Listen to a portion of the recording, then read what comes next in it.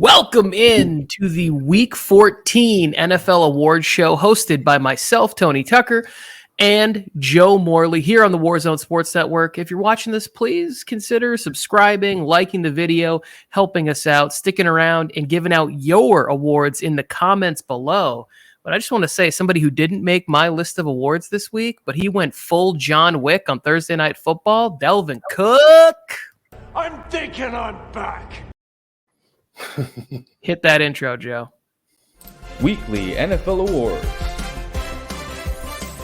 Starring Tony Tucker and Joe Morley. Only on the Warzone Sports Network. Nice. Starring Tony Tucker. I know. I was like, ooh, even like in that announcer voice. Would have been better. We'll get this right at some point if we had moved the week 14 on there, because then it covered up the bottom of the opening. But maybe we'll shoot for week 15 to have everything on track. One day we'll be able to get everything correct, but until that day, they just keep messing up. Maybe that's why people tune in to see us mess up. I do. I think they think they know this about us. You're failures. Yeah. Look. Oh, I got it off now. Yeah, but now we want it on for the show. You see? Okay. Oh. Whew, oh my goodness. Yes. Welcome in. Like we said, week 14. Here we are, Joe, are sorting through our assortment of flaws in life. Oh my God. I got learning herpes? Yeah, we do. It's confirmed. It's a bad case of the Bad old case. learning herp. So week 14 was my best week for pick'ems ever. I got absolutely just drum rolled in all of my fantasy matchups. It was a nightmare for my teams in fantasy. Robinson and Zeke, and I started Heineke in a league, and it was just it's coming to an end real quick for me in fantasy football. Jamar Chase single-handedly erased a 30-point lead I had, just like nothing. Uzama chipped in on it. I was like, okay. It was I'm a just gonna beat. say, I lost my quarterback going into the fantasy playoffs in Lamar Jackson. He wasn't already playing good, but when they said he was done for the rest of the game, No, God, please, no. that's how I was doing. And I was like, I don't know. I'm not going to start him. I can't start Lamar Jackson in the fantasy playoffs, so I'm done with him. So I'll be looking for a quarterback this week going into the fantasy playoffs. That is the thing right there, because it's like, and this is what we talked about in the preseason. If he doesn't have his mobility, he then loses his effectiveness for fantasy football. Now, what that does for the Ravens or real football, I don't know. But what I'm saying for fantasy, if he doesn't have that mobility, I have him going in a league where I'm leading the league in points. Somehow I'm in third place still, and now this happened. This isn't good. You ready to get into the awards? I got my first one queued up. All right, let's go. Let's do this. Last week, I gave the award for Big Boy Pants to Ben Roethlisberger with the game that he had against the Ravens. He tried to repeat the performance against the Vikings. That would have been some real, those would have been overall size Big Boy Pants for Ben if he could have pulled that off at that time. But this week, Josh Allen, you were so close, my friend. You wake up in the morning, you say, I put on my big boy pants. Look, I'm wearing a belt. I got big boy pants on. Oh. You put on a little jacket, you go. You take your lunch because you got big boy pants on. But instead, I'm giving it to Tom Brady. Tom Brady gets to 700 touchdown passes, and I hate saying anything nice about Tom Brady. I don't like Tom Brady.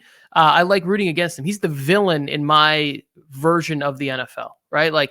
He's the person we're trying to take down, the evil empire. But what he did yesterday and keeping the team focused and how mad he was getting on the sidelines, just typical Tom Brady. He just goes, all right, they came back, we're going into overtime. And it's not good enough to get a field goal when we're gonna put this one in the end zone for touchdown number 700. Tom Brady had his big boy pants on. Tom Brady, congratulations. Yep, and the Buccaneers were ready for it as they had staff members lined in the back of the end zone so Perryman wouldn't give the touchdown ball away. So they would keep that 700 ball. So, yeah, good. I like it. I can go with Tom Brady. He's been probably wearing big boy pants for a long time, huh? Yes, he has. All right, I'm going to go with mine. And mine's the Sad, Strange Little Man Award, Tony, and I'll just get right into it. You are a sad, strange little man. Everybody knows who this is going to. You should know exactly who this is going to. This is the guy I've told you guys in the offseason it wasn't going to work out. I told you it was going to be one and done. This goes out to Urban Meyer, the coach of the Jacksonville Jaguars, who is now sitting there with a 2-11 record. I think I read something that he has more losses this season than he ever had in college or at Ohio State, whatever you want to say. If you didn't watch after the game, he didn't shake hands with Mike Vrabel. He didn't shake hands with him. Mike Vrabel was on his coaching staff at Ohio State, and he just blew him off like nothing. There's all this rumors coming out of him fighting with assistant coaches, telling them how he's a winning coach and they're losing coaches, and fighting with players. I guess he got into it with Marvin Jones. This is done. The experiment with Urban Meyer of trying to bring you out of that number one draft pick spot and leading you to a championship is over. Urban Meyer is done in Jacksonville, and like I said, he's just a sad, strange little man now. It's so funny because Urban Meyer is condescending to the team, and it just hasn't really clicked. I thought that this would go better. I was clearly wrong about this. I don't know how this is salvageable if you're the owner or the team, but I like that drop. You squeaking in some Toy Story in there. You're a sad, strange little man. Okay. So for my next award, we have already talked about a little piece of it, but let's just take a quick look at how the last maybe 4 or 5 weeks, well, really the whole season's been going for the Baltimore Ravens.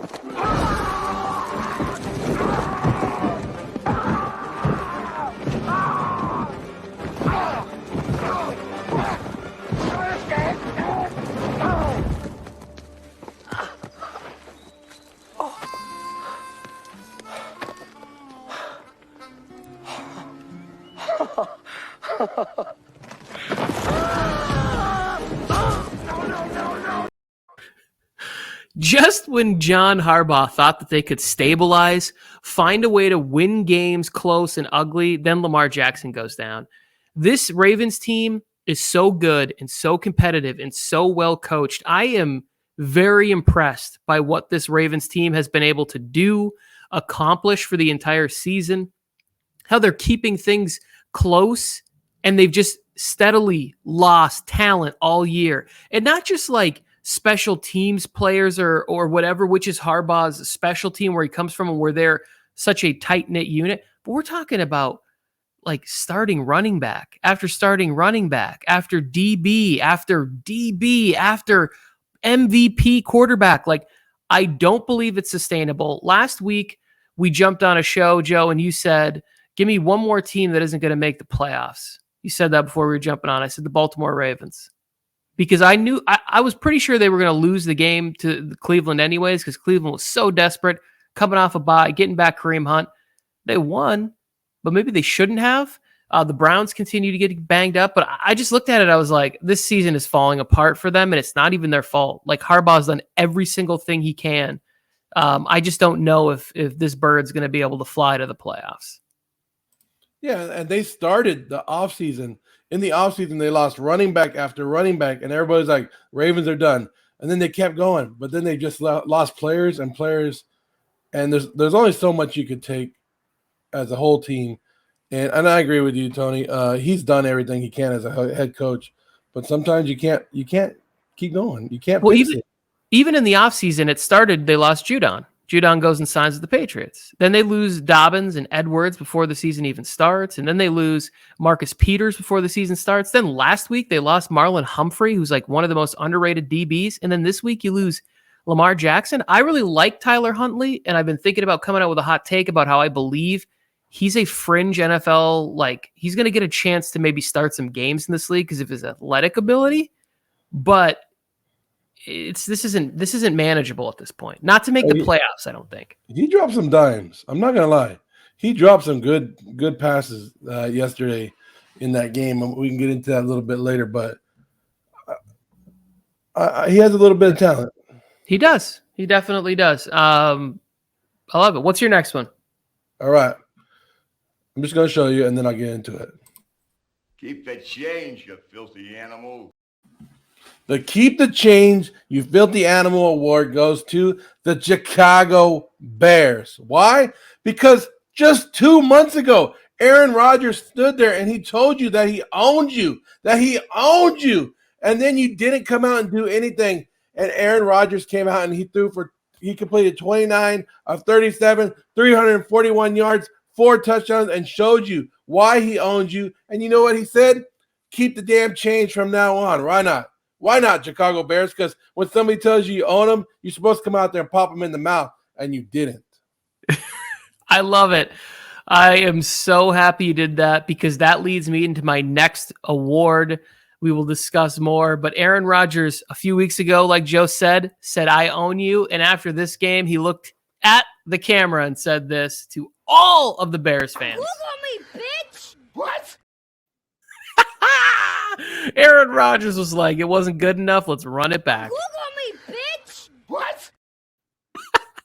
Aaron Rodgers does own the Bears, right? Like, there's a couple of there was a record that Bill Belichick is like 32-3 against the Buffalo Bills or something like that, which is like the only thing that is more impressive than Aaron Rodgers' record against the Chicago Bears. Like, he always finds a way. The Bears were playing good football. Special teams was working. They were getting plays on offense, and they could not do anything to stop him. He just goes out there and he owns him. And in case they forgot who he was, he's like, yeah, you can Google me and see that I have a fractured toe. It ain't going to matter. He's like, oh, it got worse from putting his foot in their ass. That's how the toe got worse. Like, he wrecked them. That's my third award, is the Google Me Bitch award. Last week, that one went to Javonte Williams because people didn't know. But in case people forgot who Aaron Rodgers was, he said it. Google me, bitch. Yeah. Google him. Chicago. When you Google him, it says owner of Chicago Bears. Right there. That's what it says. I hope somebody updates his Wikipedia with that. Might as well. I mean, I'm watching the same game as you. I don't know, like, Chicago has this game, and then Aaron Rodgers just takes over. And like you said, hey, Aaron, how'd you hurt your foot? Kicking the Chicago Bears' ass. All right, I'll hop into my next one. This one, you guys, I'm going to a little self-infliction pain right here.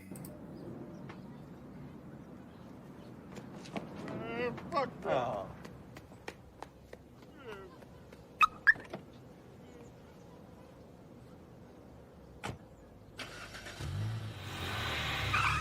You're going to cry in the car. Cry in the car award. That's what it is. And this goes out to none other than the Las Vegas Raider fans, right? Nobody wants to hear the sad story about the Raiders losing Gruden, losing Ruggs, Arnett, whatever you have. Nobody wants to hear it. Nobody wants to hear it. The fact of the matter is the Raiders are garbage. Garbage. Yes. Do I think that John Gruden used some magic to get that offensive line working? Because now that he's gone, the whole organization is crap. Yesterday, the Raiders come out and they celebrate and they do their team meeting on the Kansas City Chiefs logo. What the hell is that? You're not a college team. That's little kid shit. That's little kid stuff. You're professional athletes. Nobody cares. And you're not good enough to do that. You're not good enough to back up the trash talk. Kansas City came out and spanked your ass. The whole organization is on notice. Like Charles Woodson said, it goes from the GM, the owner, the head coach, the quarterback. Every single one of you guys in that organization right now, including the fans, are on notice that the Raiders suck and everybody is up for change come next season. So don't bring up any excuses. Just cry your ass in the car because nobody wants to hear it, especially when we talk a bunch of shit. When I saw that they were dancing on the logo or whatever, because I'm watching it and they're like, oh, and this is how they started the game, like Chris Hansen or whoever does the NFL red zone, and I was like, oh, this is going to be relentless. Like they are not going to let up on them in this game. And sure enough, they hung 48, 49 points on you guys. Yeah, they played with them. They played it just like I told you. You were at my house on Saturday, and you were like, "Do the Raiders have any chance tomorrow?" And I was like, "No, they don't." I go, "They played with them the first matchup. Then you come out and you try to hype yourself up." No, and then the Kansas City Chiefs topped it off by playing the wheels on the bus go round and round at the end of the game to go about their one Raider victory that they had. And they circled the stadium. The Raiders, you're not good. You're not a good team. You had promise. It all went down. There's no excuse. Cry in the damn car because you wasted another season. And at this point, everybody's gone. Get rid of everybody. It's going to be so interesting to see what happens, because I think that Carr's probably got one more contract with the team. And I think just who comes in as coach and whether or not Mayock survives as GM, it's not looking pretty. It's not looking pretty moving forward for you guys there. I'm sorry. I'm not going to pile on. I'm not like Mike. I know you guys are beaten down. That was a rough one to watch. So we spent a lot of time, and me personally spent a lot of time championing Trey Lance. We got to get Trey Lance out there. Why don't we have Trey Lance? And yesterday, Kyle Shanahan said, Jimmy G. Now that's how you supposed to drive. From now on, that's how you drive. Almost blowing the game against the Cincinnati Bengals, and Jimmy G finally puts together like a drive where it's like, you think, oh, okay. On the road, this guy might be able to win us a big football game, and what they were hoping would have happened in a Super Bowl game. But he was getting hit, knocked all over for a few quarters, limping around, and then he was still able to get out there, get the ball to his playmakers. George Kittle is another guy who crushed me in fantasy yesterday. So I just have to believe that after that game, he looked at him like Will Smith and told him, that's how you drive. From now on, Jimmy, that's how you drive. Got it? And Jimmy G's like, yeah, I will. I'll drive myself right to the next destination when you start Trey Lance next year. But for the rest of the season, that's how you drive. Jimmy G. Yeah, the 49ers pulled off a win that everybody thought they might have lost. They came back. They had the win. They had the big lead, let the Bengals come back, and then Jimmy G let them down and said, here you go. Thanks. Oh, I don't know. Was it Jimmy G or was it Ayuk on that last one? Well, it was Ayuk that made the great play to get in there, but Jimmy was throwing some nice balls. They had a couple penalties that set him back, and he was able to, make the throws they needed to keep the drives moving. I mean, yeah, we're probably giving a lot of credit to the quarterbacks, but we need to, because if Jimmy G was terrible, then he would be on the award for the other side. So I'm giving the credit to him. Jimmy G! Oh yeah, we need to cut out some sort of rampage thing for guys like Gronk. Like that's what we needed. We need to give an award from like the movie Rampage with The Rock. All right, I'll move on to my next one. Yeah, I don't know. Might hit some feelings right here, Tony. Here we go. You better lock it up. No, you lock it up. You lock it up. Lock it up. You better lock it up award. The Lock It Up award goes to the Dallas Cowboys. Finally, the Dallas Cowboy fans and their whole organization are coming back to life, Tony. We haven't seen them or heard from it in like 2 weeks. Whenever Thanksgiving was, they shut down, right? They all went into their little hiding spot. They haven't talked. And now that they came out, they beat Washington 27-20. And now they have the lead in the NFC, and they think that's all secure. They got their 9th win of the year. They're 4th in the NFC. They better lock it up, right? They better lock this championship up. All this Super Bowl talk, they better lock it up. Because what I see is the same thing that I was talking about before the Raiders knocked them down. Is you got a bunch of fan bases and all the players in the Cowboys organization talking all this crap like they're a great team. When then the Raiders knocked them down to reality, and now they're coming back out after playing who they play. The Redskins or Washington football team and somebody else. So they're on a 2-game Atlanta. Who's the team they beat? The Saints, right? So they beat the Saints. 2 bad teams, not great teams, 2 bad teams. And now you're back on top again. You got to lock it up because what's going to happen is you're going to get to the playoffs and bam, bye. Lock it up. Own that damn team. Own being a great team. But the Dallas Cowboys are who they thought they were, and they're going to just – of course you're going to win the NFC West, Tony, or NFC East because your team – the rest of the teams suck. You're fourth in the NFC, and you have 9 wins. Come on. Dallas Cowboys, lock it up. Let's just see if you can finally beat a good team come playoffs. Lock up that playoff spot, though. It's so funny because Fel K sent a message on Twitter privately with the scoreboard of the Raiders and Chiefs game. And also wanted me to deliver a message to Scotty that Dak is 8-1 versus the Washington football team as a starting quarterback. And I was like, I don't really know if I'd be bragging about Dak's performance. He did throw a pick 6 and another bad interception.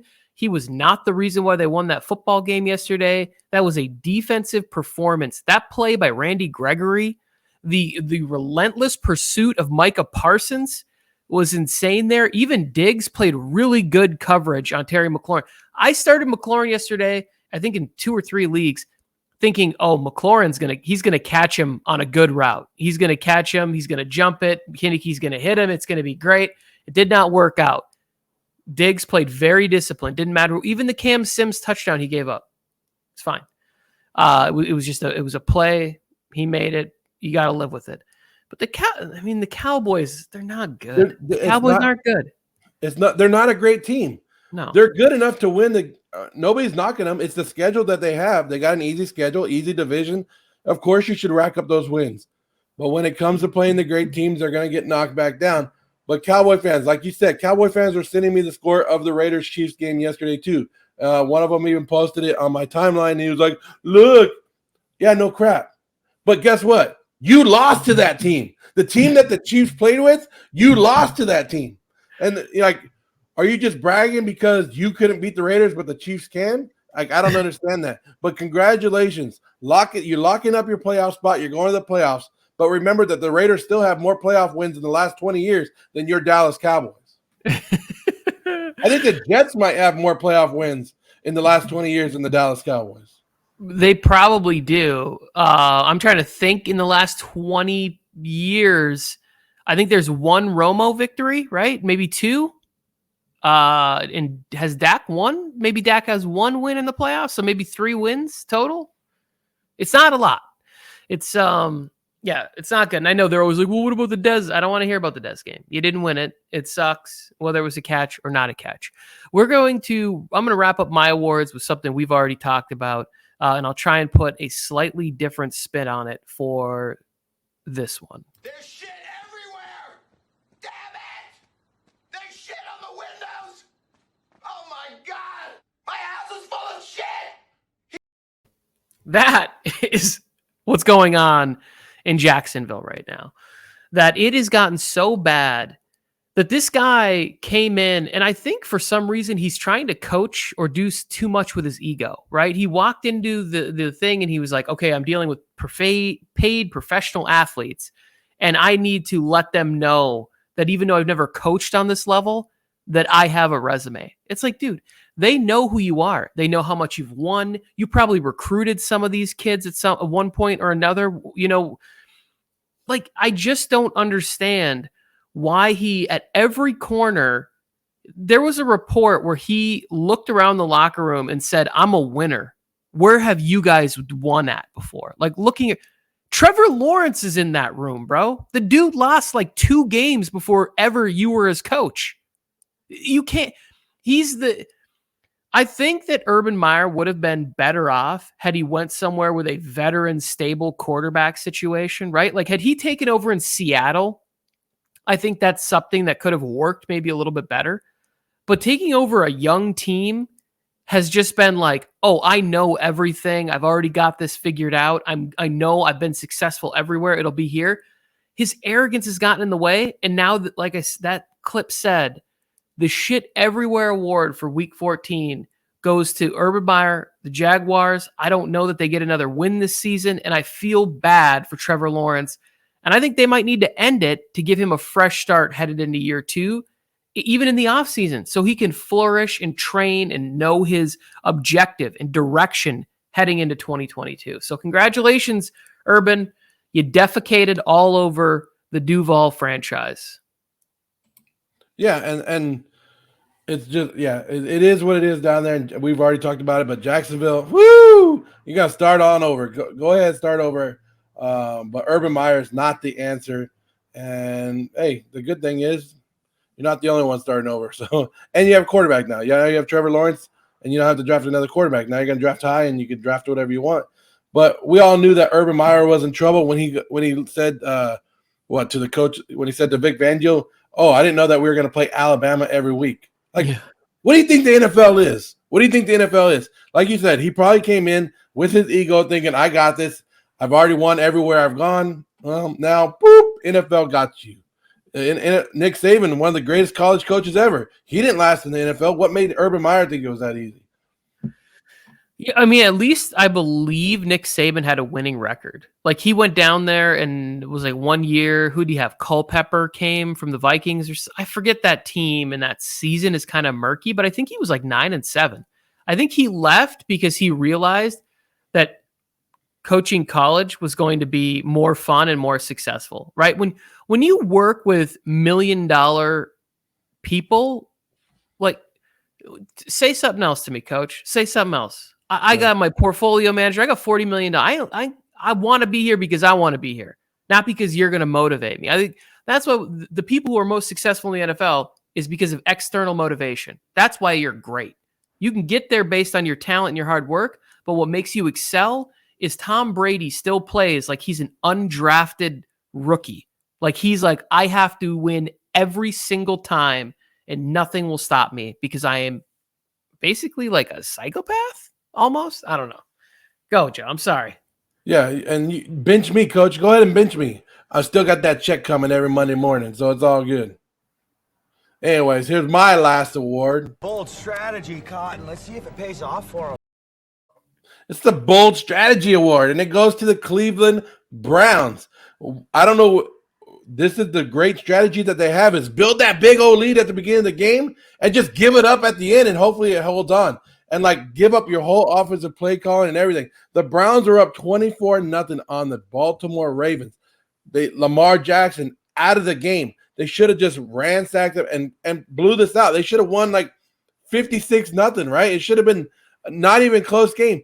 It was 24-22, Tony, at the end of the game. It had to come down to a Myles Garrett, knock the ball down, win the game for him, all that stuff. But you waited to the last series. You didn't score again. You let the other team come back. Is this the bold strategy from the Cleveland Browns that we're going to see the rest of the year? No, stick to your damn offense. Run the ball. You have two great running backs. You finish these games. Let's finish these games. Bold strategy to let teams come back on you.